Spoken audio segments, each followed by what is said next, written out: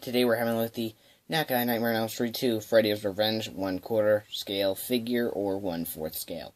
So here's the box over here. It's pretty much just the door of the Elm Street house. It says 1428. We'll go ahead and look at the alternate pieces he comes with. Alternate hands. We have this hand, which is the hand with the blades, rather than just the back plate. It's legit just Freddy's burnt hand with finger blades, which I think is pretty cool. Very nasty on here, very wrinkly, especially over here. Pretty cool. First I was like, what is that? That's actually the thumbs. As you can see on these, they're not painted, because these are supposed to be like the fingernails, but they're knives. And then over here, we get the alternate head, which is the screaming head. The brain, which is, you can't really notice it unless you really know the brain. Like, if you just have this, you're going to be like, oh, there's the brain, you know what I mean? It's very glossy, as you can see. Kind of like the older Freddy figures. The teeth, the mouth, everything sculpted nicely. There's the peg it comes on. These little pieces right here. And there we go. Now go ahead and look at the hat he comes with. It's more or just one color, but it's brushed with light colors around like certain areas, like that area and this area, like where the holes are and stuff. Especially in the cracks, just to give it more of a definition to the hat. It's rubbery too. Pretty cool. Now if we go ahead and look at this Freddy over here, the huge Freddy, and he has got some weight to him. I'm going to go ahead and pop off this head so you can look at what the head looks like. There we go. Put Freddy back in the back here. I'll show you the peg in a minute.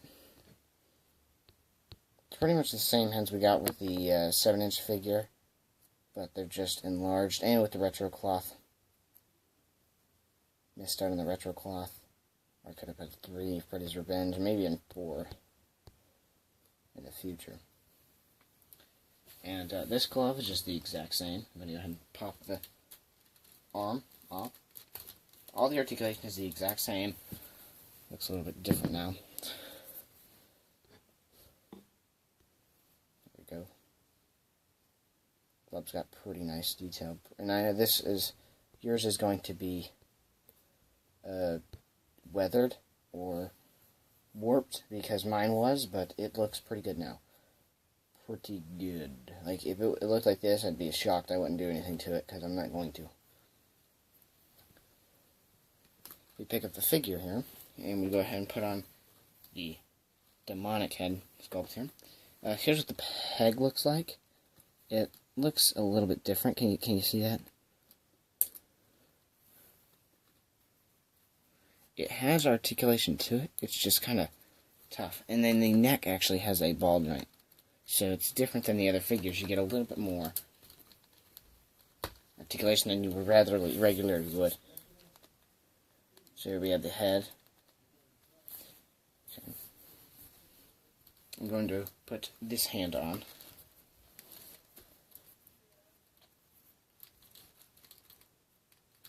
I had to use a blow dryer just to get everything nice and loose.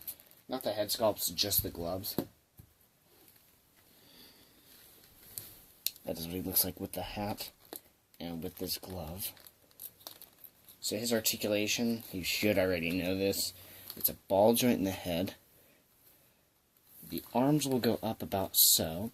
They will go over his head. About that much. Or that's legit how much they'll go. The arms will bend. And they're at a swivel. I mean, that's some pretty good articulation there. That's like a 90-degree angle. And the arms are on a ball joint. I don't think there's an ab crunch. It's more so plasticky. This will probably swivel, but I'm not going to move that too much. These will move at the regular articulation that we have, like a bend in the knee, and the feet are on a ball joint. But I'm not going to mess with that too much unless I'm trying to get him into some poses. So here's what he looks like here.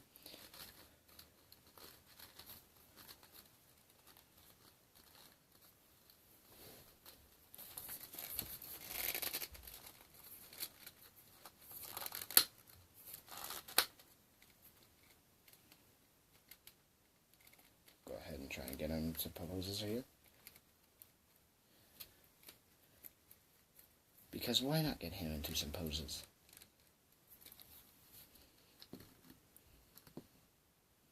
There we go. Go ahead and zoom in here. Show you what this guy looks like. Nice and close. So here's what he looks like. Nice thing pose like this. Again, here's the alternate hands. These are pretty big. I don't have anything to compare them to, really.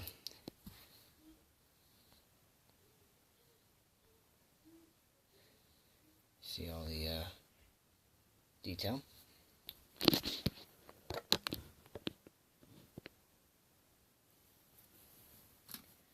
Go ahead and swap out the hands. And this, remember, all you're going to need every time you buy a Neca figure, make sure you get yourself a blow dryer. That's like when you're collecting action figures and toys and stuff.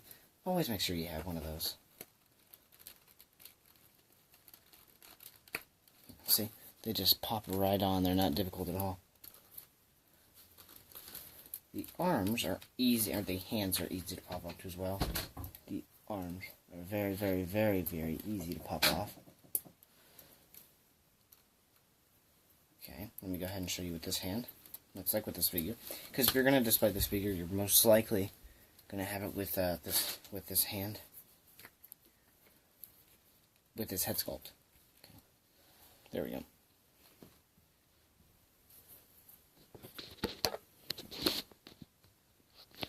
So the figure is a normal looking figure. He looks exactly the same as the 7-inch scale, just much, much, much larger. So today on After School Reviews, we're having a look at the Nightmare on Elm Street 2 Freddy's Revenge from Neca 1/4 scale. Don't forget to like, comment, and subscribe, and thank you guys for watching.